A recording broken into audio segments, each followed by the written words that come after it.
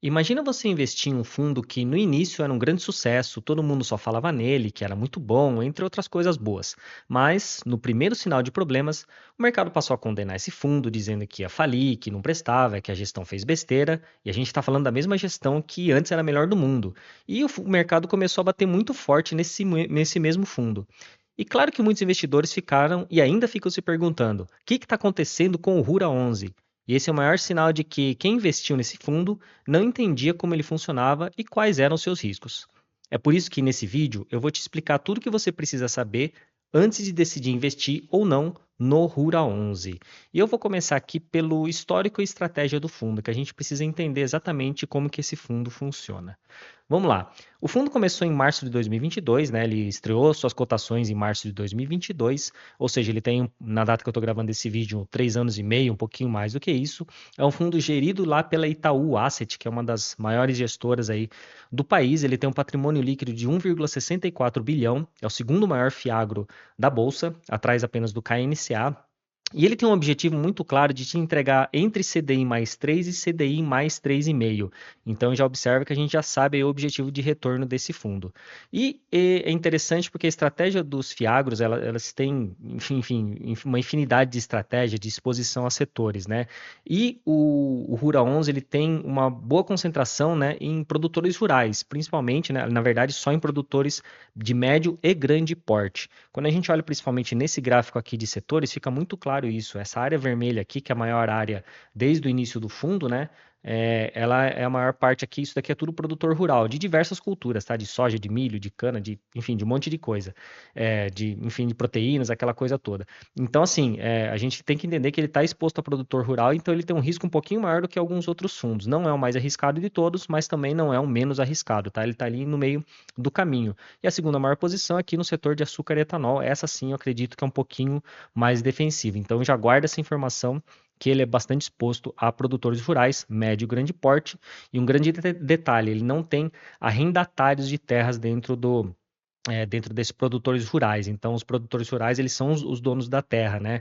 Na questão, quando você tem um arrendatário, ele tem um risco um pouquinho maior, porque o arrendatário, além dele precisar pagar as dívidas dele, tem que pagar também o arrendamento da terra, né? Que seria uma espécie de aluguel que ele paga para o dono, pro dono daquela terra. Então, assim, nesse ponto, o Rura tem um risco menor do que se ele tivesse os arrendatários. Então, se você vê algum fiagro que tem arrendatário, já saiba que ele tem um risco um pouquinho maior do que se você tiver um produtor que seja dono da sua própria terra.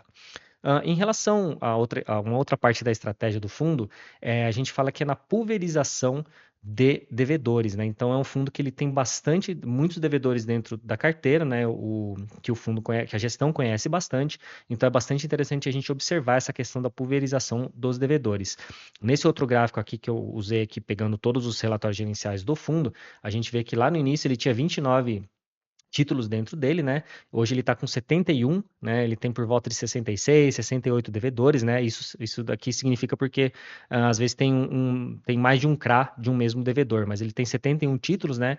Ele teve um máximo aqui em outubro de 25 de 73 e as três maiores posições, né? 12,8%, o que daria aqui numa média de 4,2% mais ou menos dos primeiros devedores, né, em relação aos três primeiros devedores. Então a gente vê que é um fundo bastante diversificado. Então isso é bastante importante porque se tivermos mais alguns problemas, daqui a pouco eu vou falar dos problemas que esse fundo já teve e tem na carteira. Se a gente tiver novos problemas, o impacto não é tão grande no patrimônio líquido do fundo. Um outro detalhe importante também que você precisa saber é que a Itaú Asset, né, ela tem um grande poder de originação. Isso significa que ela consegue conversar, consegue ir atrás de muita gente que está precisando de financiamento para o agronegócio. Então, isso é bastante importante, porque se a gestora está indo atrás, é porque ela tenta ir atrás daqueles devedores, né, daqueles potenciais devedores que têm uma melhor relação risco-retorno.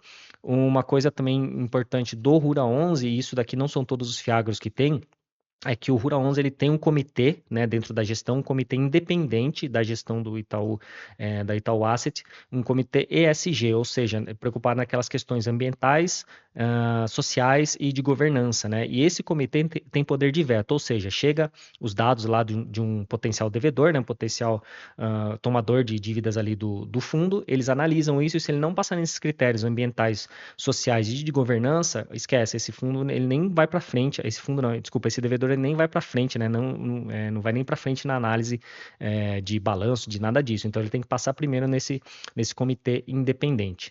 Então já veja que também é um diferencial do Rura 11 em relação a isso. Isso é bastante importante no agronegócio, principalmente pela questão de desmatamento, de vetos, às vezes, que tem de importadores, né, de outros países ali que importam, União Europeia, principalmente, ou talvez a China, né, que ele tem, às vezes, alguns vetos em relação a esses critérios ESG. Então, isso é bastante importante. Então, a gente já vê que é menos um problema ali que o fundo, ele, de certa forma, ele tenta evitar. Bastante importante você saber também em relação aos indexadores a que o fundo é exposto. CDI, no geral, né, para o agronegócio, vai ser sempre CDI a maior parte, né, mas o Rura 11 ele tem aqui a grande parte, que é essa área vermelha aqui, desde o início é CDI, ele tem um pouquinho aqui em dólar, né, é um dos poucos fundos ali que tem exposição ao dólar em relação aos devedores, né, sempre seria a variação cambial mais alguma coisa, mas é 4% ali, um pouquinho mais de 4% é bem pouca coisa. Ele tem bem pouquinha coisa aqui, menos de 1% em IPCA. Então, no geral, o grosso aqui a gente vê que é CDI, e principalmente porque ele faz hedge, né? Então, ou seja, ele converte essa taxa aqui de dólar e IPCA para CDI, então a gente fica basicamente 100% CDI, embora tenha essas exposições aí um pouquinho diferentes. Quando a gente também olha as taxas médias históricas, isso daqui é bem interessante da gente ver. CDI mais 4,1, né, na mediana aqui, na média também ele fica por 4,08, então média e mediana 4,1%.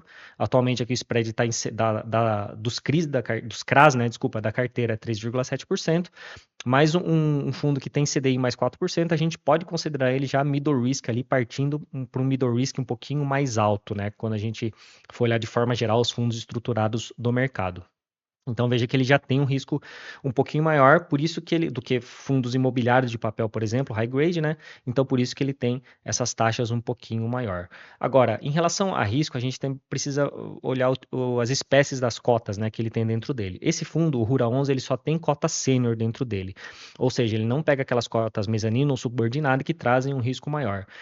Inclusive essas estruturações, elas são feitas por meio de cota sênior e subordinadas. Então a subordinação é de 20% para cima. Ou seja, nessas operações, para afetar o Rura 11, tem que dar problema em mais do que 20% dessas operações, tá? Então, pelo menos 20%, né? Porque é mais do que isso. Então, veja que, assim, ele já tem também essa proteção em relação a potenciais problemas, né? Embora ele já tenha tido alguns problemas, ele tem uma proteção a mais em relação a isso. Essas cotas subordinadas, provavelmente, elas são pegas por outros investidores, outros fundos aí que investem aí prefiram um risco maior, né? Como eu falei para vocês, né, o fundo ele já teve alguns problemas, então quando a gente olha aqui nesse gráfico aqui de problemas, né, que eu gosto aqui de trazer em relação ao patrimônio líquido, né, que era a informação que a gente tem nos relatórios iniciais, estava tudo bem até agosto de 2024. Aí em setembro começamos a ter alguns probleminhas aqui, né, reduziu isso aquilo e atualmente 7,7% do PL tem algum problema, seja inadimplência, eu botei inadimplência aqui, né, mas é problemas em geral, né. O devedor tem recuperação judicial, embora ele continue pagando o fluxo, né? Mas é mais ou menos 7,7%. E esse fundo ele tem um desconto muito maior em relação ao seu patrimônio, né? A gente vai ver depois, aí mais para frente no gráfico do PVP, que ele tem um desconto bem grande. Na verdade, teve alguns problemas a mais aqui, veja aqui que foi 9,1%, aqui chegou em meados de 2025. Alguns problemas foram resolvidos de forma satisfatória, e então a gente já vê que a gestão ela traz essa experiência de resolução de problemas. Em relação a isso, inclusive, deixa eu voltar para mim, né? Em julho de 2025, o fundo recebeu uma oferta de aquisição desses créditos, né, desses CRAs que tem problema e que estão com a PDD, daqui a pouco eu vou falar o que é isso, né, provisão para devedores duvidosos. Só que a gestão não aceitou vender esses créditos aí com problema. Existem fundos, né, gestores especializados em recuperação de crédito com problema. Elas compram esse crédito, paga super barato nisso, reestrutura e vende mais caro e é assim que eles ganham dinheiro. Então, uma gestora, alguém, né, fez essa oferta para o Rura 11, mas a gestão não aceitou. Isso é um sinal de que a gestão entende que esses CRAs aqui eles têm uma forma melhor de se recuperar do que você vender nesse crédito hoje aqui, se livrando desse problema. Vai ter uma relação risco-retorno melhor se eles tentarem reestruturar essas operações por eles mesmos, e eles têm uma boa experiência em relação a isso, já demonstrada dentro do Rura 11, e daqui a pouco, quando eu falar do histórico da gestão, vocês vão ver também que faz muito tempo que esses caras estão no mercado agro, né? E, por fim, acho que é sempre importante a gente falar, principalmente nos FIAGROS, né? Na verdade, qualquer tipo de fundo, são as taxas, né? Taxa de administração e de performance. A taxa de administração do Rura 11 é 1% ao ano. Eu acredito que é uma taxa bastante, está bem dentro da média do mercado dos fundos de papel em geral, mesmo se a gente olhar fundos imobiliários, FIINFRAs, né, de papel, ela está bem dentro da média. E o Rura 11 ele cobra uma taxa de performance de 20% acima, né, do que passado o retorno de CDI mais 1%.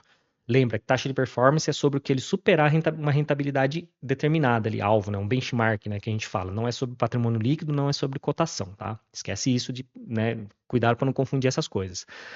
Mas tem um problema. No começo, né, o problema assim que eu falo isso é coisa minha, né, mas de forma geral eu gosto que a taxa de performance ela seja casada com o retorno alvo, né, o objetivo do fundo.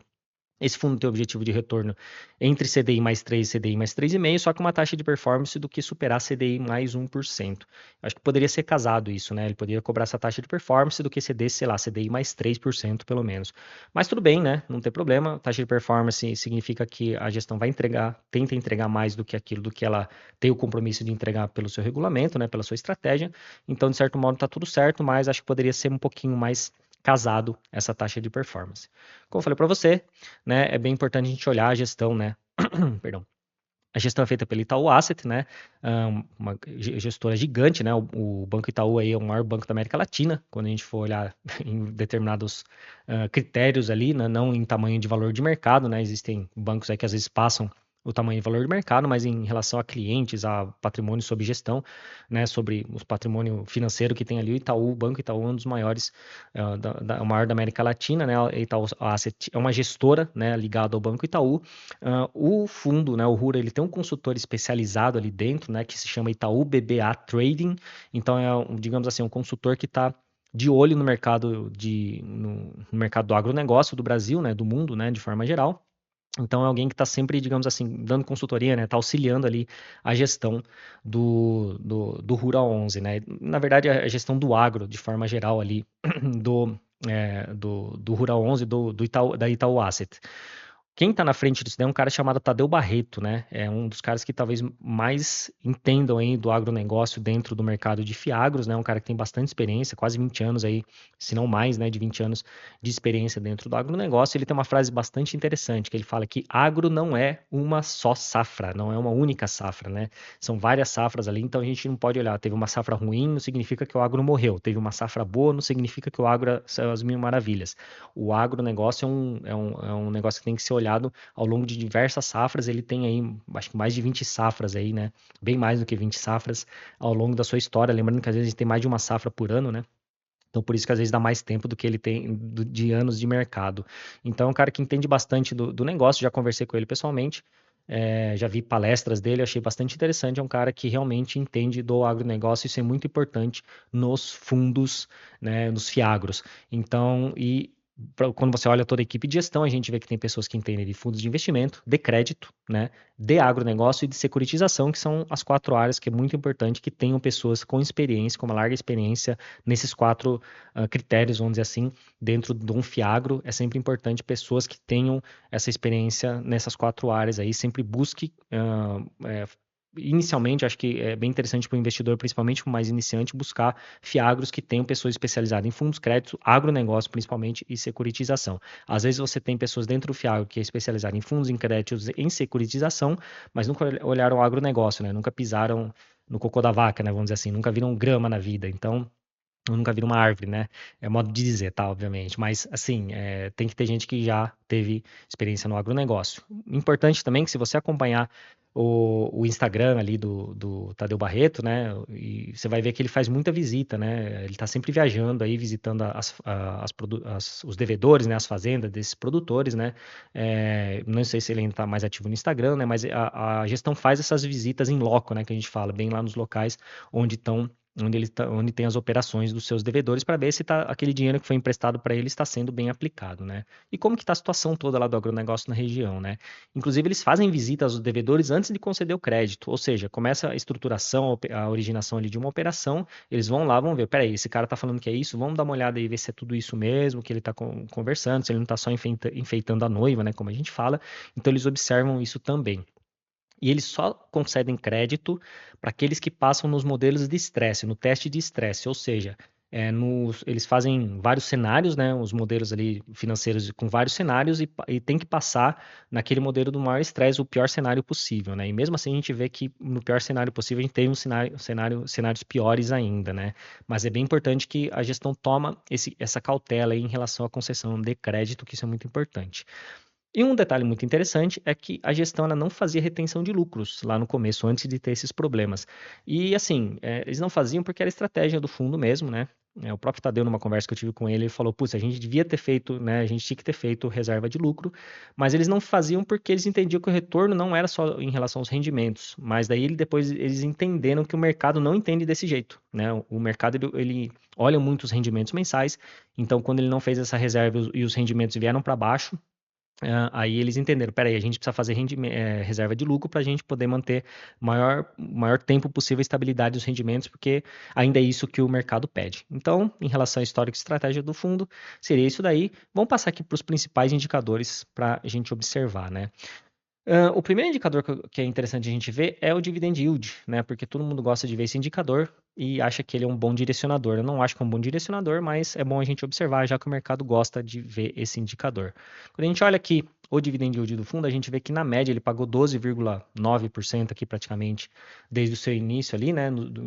Isso aqui é um dividend yield dos últimos 12 meses, né? Na média, né? O último aqui 14,18%. Isso daqui é valor de mercado em relação às suas cotações. Já já vou mostrar em relação ao valor patrimonial. É um dividend yield bastante interessante. Pode falar, mas a Selic agora, aqui no final de 2025, que eu estou gravando, né, o vídeo, ela está 15%, mas lembra que a Selic não está o ano inteiro a 15%, ela foi subindo aos poucos, então esse dividend yield aqui está um pouquinho acima da média ali dos últimos 12 meses da Selic, e na média o dividend yield aqui também está acima da Selic, isso daqui em relação ao valor de mercado. Quando a gente olha em relação ao valor patrimonial, a gente vê que ele tem um dividend yield menor aqui, né, os últimos aqui, mas na média ele está dentro ali, né, 12,5% ali sobre o seu valor patrimonial também. E o último aqui, ele está nisso daqui. Isso significa, isso daqui tem essa diferença por causa desse próximo indicador aqui, que é o PVP. Veja que o PVP dele é 0,95, né? E o PVP aqui está bem abaixo aqui de 0,81. A gente vê aqui, ó, setembro de 2024, quando ele teve o primeiro problema, despencou, né? O PVP dele entre setembro e outubro, né? Para 0,73, nem foi o menor, né? Da histórico, né? 0,71. Mas que nem eu falei no início, né? Esse fundo no início ele era tudo de bom, tanto que ó, o mercado pagava um ágio, chegou a pagar 1,1 vez aqui em dezembro de 2023 em relação ao seu valor patrimonial, né? Veio pagando muito ágio, aqui era tudo lindo, maravilhoso, na verdade aqui o agronegócio estava indo muito bem, né? E infelizmente o mercado fez o que ele faz normalmente, perpetua bons resultados para o futuro e aqui está perpetuando maus resultados para o futuro. Não é bem assim, a gente precisa olhar com mais detalhes, que é por isso que eu estou trazendo essa análise aqui do Rura 11. Então veja que ele tem um desconto de 19%, quando a gente olha em termos de inadimplência, que é 7,7% do patrimônio, isso daqui parece ser um desconto bastante exagerado, inclusive a gestão tem trazido nos relatórios gerenciais que isso daqui é um desconto bastante exagerado. Claro que tem, né, a gestão vai puxar a sardinha para o lado deles ali em relação a isso, mas eu concordo que é um desconto bastante exagerado em relação ao fundo, mesmo se a gente for colocar aqui que vai ter novos problemas, que não vai ser 20%, dificilmente eu acho que vai ser 20% da carteira do fundo que vai ter problemas. Quando a gente olha os rendimentos, que aqui é uma outra coisa que a gente vai ver, né? As barras azuis são os rendimentos mensais, né? E a linha vermelha aqui é a média de rendimentos. Ele teve um rendimento mensal de 10 centavos aqui, de 10,3 centavos, né? Então, um rendimento interessante na média dele, mas veja que ele teve uma queda aqui nos rendimentos aqui, foi para 6 centavos, foi justamente quando teve os problemas aqui entre setembro e outubro de 2024, né? Isso daqui foi por conta da PDD, Provisão para Devedores Duvidosos. Não precisa entender a fundo isso, na verdade precisa, né? Mas não dá tempo de explicar aqui. Então entenda só o seguinte: Fiagros todos apuram pelo regime de competência e no regime de competência, quando a gente tem algum problema ali, existe a marcação, né? Esse CRAC deu problema, né? Ele tem que ser remarcado de acordo com a probabilidade de perda desse retorno, né? Que ele teria. Então, por conta disso, isso afeta o resultado, né? E o resultado, ele afeta os rendimentos, porque você só pode distribuir lucro se ele tiver rendimentos, né? Se ele tiver, você pode distribuir rendimentos se ele tiver lucro, ao contrário, né, do que eu falei. Então, ele teve essa queda aqui, mas a gestão sempre falava, ó, isso daqui é provisório, até a gente fazer as reservas de lucros para conseguir equalizar essas PDDs aí que a gente precisou fazer e a gente vai retomar os rendimentos aqui e vai voltar no patamar ali de 10 centavos mais ou menos que ele vinha. E foi isso que a gestão conseguiu fazer, né? Com a ajuda da Selic alta aí também, né? Do CDI alto. Por falar em CDI, né? A linha preta aqui é a variação do CDI. Veja que no começo eles distribuíam todo o lucro aqui realmente, então tinha uma variação, uma correlação, uma certa correlação com o CDI. Aí a partir daqui, quando eles começaram a fazer as reservas, já perdeu um pouquinho essa correlação, eles têm tentado linearizar mais os rendimentos, eles entenderam que é isso que o mercado, que os investidores de FIAGROS, né, de fundos estruturados, gostam, porque muitos vieram dos fundos imobiliários que têm essa estratégia de linearização, gosta dessa previsibilidade.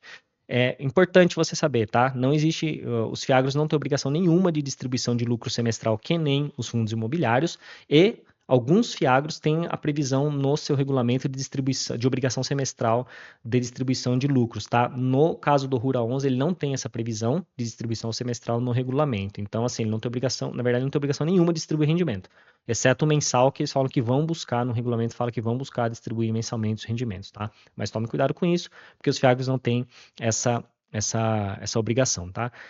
E um último indicador aqui que é interessante, de vez em quando, eu não gosto muito desse indicador, né, de trazer esse gráfico aqui, mas nesse caso eu vou trazer porque precisa perceber como faz diferença quando o mercado bate muito forte, né, em relação ao retorno total, quando o mercado bate muito forte, a diferença que dá.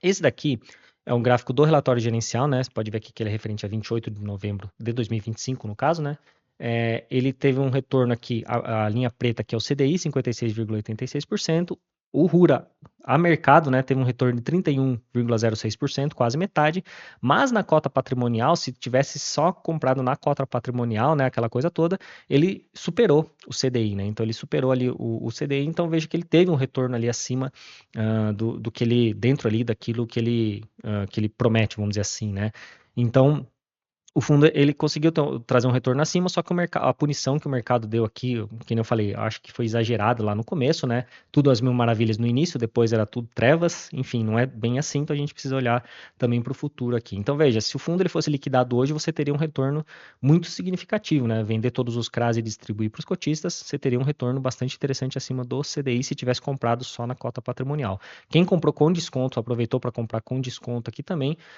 talvez tenha tido um retorno bastante interessante. Quem comprou só na euforia e depois vendeu aqui, vendeu no prejuízo, né? Infelizmente, acabou vendendo no prejuízo, mas veja que ele, no patrimonial, ele tem um retorno interessante, que é o que a gente precisa considerar também. Obviamente, a gente tem que considerar o mercado é soberano, aquela coisa toda, mas o mercado ele é soberano, mesmo ele estando errado às vezes, né? Que eu acho que é o que, em relação ao Rura, foi punição demais, tá? Não acho que foi 100%, a gestão está 100% certa, que acertou em tudo aqui, mas acho que também tem coisa que a gente precisa ponderar, não pode exagerar muito.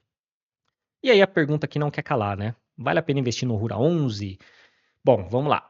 O fundo ele tem uma boa diversificação em setores, né, que eu falei para vocês, mas precisa ficar atento àquela concentração lá em produtores rurais, né, que é um setor que tem um pouquinho mais de risco dentro do agronegócio, embora o do Rura seja um pouquinho menor. A gente sabe que a gestão entende bastante do agronegócio, muita experiência ali, vários anos de experiência dentro do agronegócio, tem esse 7%, 7,7% na verdade do patrimônio com problemas, né? Só que o desconto no valor patrimonial é maior do que isso, e você, se você quiser investir no Rura 11, você vai precisar aguentar, né, ter paciência, estômago para essa resolução de problemas, tá? Porque não é uma coisa que se resolve do dia para a noite, teve algumas coisas que foram resolvidas em alguns meses, então não é de um dia para o outro, demora alguns meses, às vezes talvez alguns anos, então a gente precisa, se você quiser investir no Rura 11, você precisa estar atento a isso, e provavelmente vai ter alguns outros novos problemas no futuro, talvez não tão graves, a gestão aprendeu a lidar aos poucos com isso daí, o agronegócio, né, os produtores rurais, né, o pessoal que trabalha no agronegócio está aprendendo melhorar a governança deles, né? Então eles estão tendo, já tem vários players aí, né, que a gente fala do mercado do agronegócio com balanço patrimonial, auditado, aquela coisa toda, usando consultorias, então eles estão deixando de ser aquela coisa mais rudimentar. E tem um detalhe também, se o fundo ele conseguir acertar esses problemas aí que ele teve, a gente vai ter o que chama de reversão de PDD. Ou seja, quando houve a PDD lá atrás, entrou como despesas, ou seja, você reduziu o lucro, quando tiver essa reversão de PDD, se tiver, obviamente, né? Isso daí entra como receita, ou seja, aumenta o lucro naquele momento. Então pode ser uma oportunidade lá para frente também, mas acho que isso é uma coisa que tem que ser observada com muito cuidado, com muito critério e ver como que a gestão vem atualizando mês a mês nos relatórios gerenciais aí em relação a esses problemas aí. Ele sempre traz se tem alguma novidade, né? O que aconteceu, se eles estão renegociando, ou se a safra vai vir melhor e pode beneficiar, pode ajudar a ter uma recuperação desses créditos aí. Um outro detalhe está em relação a investir no Rura 11 ou em qualquer Fiagro, ou em qualquer coisa, na verdade, cuidado com as notícias, tá? Notícias negativas têm muito mais impacto, né? O mercado, né, de forma geral, recebe com muito mais impacto as notícias negativas e às vezes as positivas nem aparecem, tá? Justamente porque notícia negativa dá mais ibope. Então tome cuidado com isso, observe de várias fontes, né? Ouça a gestão, ouça essas notícias negativas, procure notícias positivas quando você vê uma negativa, né? E toma cuidado também com boatos, tá? Às vezes tem algum devedor ali que ele teve problema, mas o CRA ele não vai sofrer necessariamente porque ele fica fora, às vezes, daquele. A operação foi feita para, se tiver algum problema com o devedor, não afetar o CRA, tá? Então tome cuidado com isso, existem várias coisas que pode acontecer em relação às notícias aí, às vezes nem elas são todas, vamos dizer assim, não é que não são verídicas, né? Mas é que às vezes ela tem aquela coisa do sensacionalismo, né? Para você conseguir o clique, né? Então toma cuidado com isso, principalmente quando a gente fala em redes sociais, né? E o Rura 11 na sua carteira de investimentos? Qual que seria o papel dele na sua carteira de investimentos se você resolvesse investir nele? Bom, primeira coisa, obviamente, é a diversificação no agronegócio, né? Um setor mais importante, talvez, na economia brasileira, né? Talvez não, com certeza, né? Ele é o maior representante aí do PIB, mais de 20%, 23%, 24% do PIB brasileiro é do agronegócio, né? O que o Brasil faz bem é dentro do agronegócio e exportar, então você conseguiria diversificar nisso, saindo, né? Imagino que muita gente venha dos fundos imobiliários, então você sai um pouquinho ali do mercado imobiliário e entra no agronegócio. Então, isso é bastante importante, a gente diversificar faz muito bem. Sempre falo que diversificação é o último almoço grátis, né? Você teria uma exposição relevante ao CDI, né? Só que diferentemente de você investir no Tesouro Selic, você estaria recebendo rendimentos mensais. Tesouro Selic não paga rendimentos mensais, não tem nenhum. Tesouro Selic que paga rendimentos mensais. Então você teria essa exposição, mas com aquele cuidado de você não colocar todos os seus ovos em um cesto só, né? E achar também que o Rura ele vai falir ou que ele vai ser as mil maravilhas daqui para frente. E por falar, né, em as mil maravilhas daqui para frente, vamos entender os principais riscos desse fundo, né? Obviamente, a inadimplência vai ser sempre o maior risco em qualquer fundo estruturado, né? Quando a gente olha fundos estruturados, fundos de papel, seja fundo imobiliário, Fiagro, FIINFRA ou qualquer outro fundo aí de papel, que investe em crédito, inadimplência é um risco, né? Inadimplência nada mais é do que o devedor deixar de pagar. E em tempos de Selic alta, a possibilidade de inadimplência ela aumenta justamente porque fica muito caro o crédito pro devedor, né? Então imagina que para você como investidor receber mais juros é mais interessante, só que para o devedor vai ficando cada vez mais difícil ele conseguir às vezes repassar esse preço aí para conseguir pagar, honrar com esses juros, então a inadimplência acaba sendo um risco bastante interessante, o que leva a ter um risco também das PDDs, né? Lembra que PDD, quando existe a PDD, provisão para devedores duvidosos, ela afeta o resultado do fundo, e se afeta o resultado do fundo, se o fundo não tem reservas, então ela pode reduzir os rendimentos, né? Ela reduz o lucro, então pode reduzir os rendimentos. Como o Rura tem uma boa reserva, fez uma boa reserva aí ao longo dos últimos meses aí, então essa questão, se tiver novas PDDs, não vai ser não vai ter tanto impacto que nem teve lá no início. O segundo risco aqui que eu acho bastante interessante seria a queda do CDI. Obviamente, se a gente tiver uma queda do CDI, a gente tende a ter um rendimento menor, né? Porque a maior parte da carteira do Rura 11 é o CDI. Por outro lado, aquilo que eu falei antes, né? Que uma Selic, né? Um Selic, para todos os efeitos, Selic e CDI são a mesma coisa. Então, a gente vê uma queda do CDI, a gente vê que a dívida do devedor fica menor. Se a dívida dele fica menor, então significa que o risco fica menor, né? Para ele começa a ficar menos difícil e, de repente, dependendo da magnitude da queda, começa a ficar até mais fácil dele pagar os seus juros, honrar os seus pagamentos, e a gente teria menos inadimplência, embora seja um risco, mas ela também traz a queda do CDI também traz um benefício. E um terceiro dos principais riscos aqui, dentre os infinitos riscos, seriam as quebras de safra. O que é quebra de safra? A realidade versus a expectativa. A gente tinha expectativa de, sei lá, de 100 milhões de toneladas de tal coisa e acabou vindo por questões climáticas ou qualquer outra coisa, a produção em vez de ser 100 milhões foi 90 milhões, ou seja, a gente teve 10 milhões de toneladas de quebra de safra, tá? Entendendo de uma forma bem simplista simplista aqui, seria mais ou menos isso. Então, quebra de safra, teve menos vendas, então pode ser que alguns devedores tenham mais dificuldade, porque ele vendeu menos, né, tem menos dificuldade de honrar seus pagamentos. Só que as quebras de safra, quando a gente vê as notícias, elas são de forma geral, do agronegócio no país inteiro de forma geral, às vezes até englobando outros países que são importantes produtores de determinada cultura. Exemplo, sei lá, soja, né, ou cana-de-açúcar, né, que é Brasil e Índia, por exemplo, né, dentre os principais produtores. Às vezes você tem uma quebra de safra na Índia que ela pode beneficiar o Brasil e vice-versa, né? Então precisa observar bastante isso daí. Um outro detalhe em quebra de safra é que uma quebra de safra que com uma notícia geral, né, do país, né, de forma geral, ela pode não necessariamente afetar o fundo, porque o fundo, às vezes, essas quebras de safra não afetam os devedores de determinado fiagro, né? Então pode não afetar os devedores do Rura 11 justamente porque às vezes ele não está naquela região que foi mais prejudicada por essa quebra de safra. Então cuidado com isso, embora seja um risco também. Bom, concluindo, né?